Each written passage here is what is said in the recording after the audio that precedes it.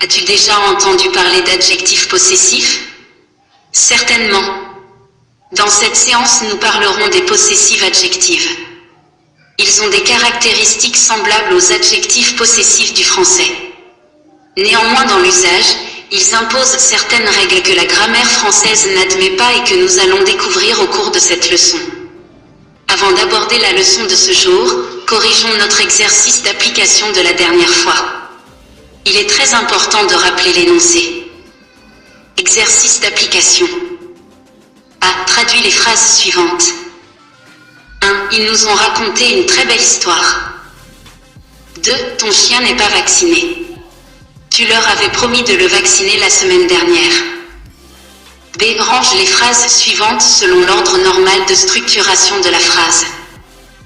1. Some of them asks if you should help. 2. You did yourself hurt? 3. Last time was you sick? Spoke about me at she too.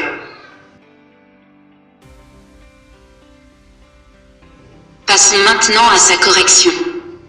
B. Traduisons les phrases suivantes en anglais. 1. They told us a very beautiful story. 2. Your dog is not vaccinated. You promised them to vaccinate it last week. Je range les phrases suivantes selon l'ordre normal de structuration de la phrase. 1. If someone asks, you should help them. 2. Did you hurt yourself? 3. You was sick last time. She spoke to me about it. Venons à présent à notre notion du jour. Observons ces phrases suivantes. 1. Pierre entrusted me with his bag. 2. We will bring you our contribution. 3. She went to visit her brother. La traduction des phrases ci-dessus donne ce qui suit. 1. Pierre m'a confié son sac. 2. Nous vous apporterons notre contribution. 3. Elle est allée rendre visite à son frère. Analysons et découvrons. Pierre entrusted me with the bag of Pierre. Donc, Pierre m'a confié le sac de Pierre. Ici, la phrase a été allongée pour mettre en évidence l'appartenance de l'objet et du possesseur. On remarque donc que le sac dont il est question appartient à Pierre. Son, dont le correspondant est en anglais, montre à qui le sac appartient. Par analogie, on déduirait que our et her, correspondants respectifs de notre et son, montrent à qui appartiennent la chose et la personne. Remarquons également que tous ces éléments sont placés juste avant les possédés, chose ou personne qui est la possession du possesseur. De cette analyse découle la définition de l'adjectif possessif. C'est donc un mot qui désigne le possesseur de l'être ou de la chose qui l'accompagne. On distingue plusieurs sortes d'adjectifs possessifs en français selon le genre et le nombre du possesseur et aussi selon le genre et le nombre du possédé. Réexaminons chaque phrase française pour bien comprendre cette affirmation. Pierre m'a confié son sac.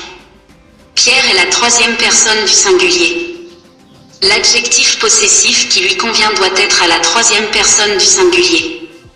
Donc on a à choisir entre ça, son ou c'est. L'objet possédé, sac, est un nom masculin singulier. Donc ici, ça et c'est sont interdits d'emploi. C'est son qui convient. J'espère que vous avez déjà compris la technique. Continuons encore. Nous vous apporterons notre contribution. Nous, c'est la première personne du pluriel. Donc, l'adjectif possessif qui lui convient sera choisi entre notre et nos. Et comme contribution est un nom singulier, c'est notre le bon adjectif. La troisième phrase, elle est allée rendre visite à son frère, suit la même logique. Analysons-la quand même car de son analyse nous allons apprendre quelque chose de nouveau. Elle, troisième personne du singulier du genre féminin, aura comme adjectif possessif son, sa ou ses. Frère, nom masculin singulier impose le choix de son. Je vous disais tout à l'heure que son analyse s'avérait nécessaire. N'est-ce pas? Avez-vous constaté quelque chose? Passons en revue les phrases anglaises et leur traduction. 1. 1. Pierre entrusted me with his bag. 2. We will bring you our contribution. 3. She went to visit her brother. 1. Pierre m'a confié son sac. 2. Nous vous apporterons notre contribution. 3. Elle est allée rendre visite à son frère. La différence se situe au niveau de la troisième phrase.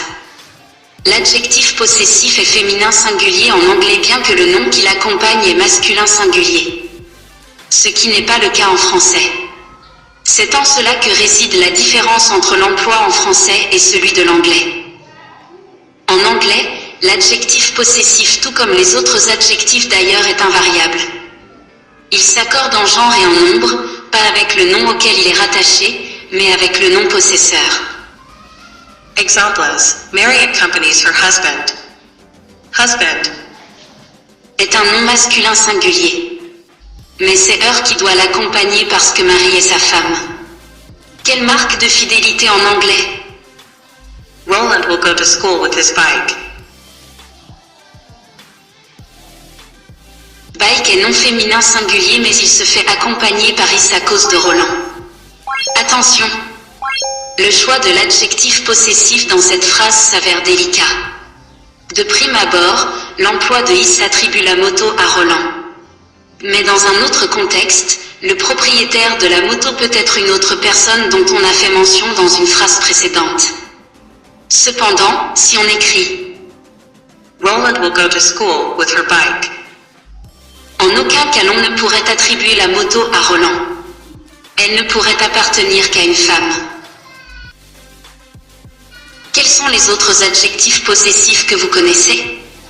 Citons-les ensemble. Ils ne sont pas aussi nombreux qu'en français.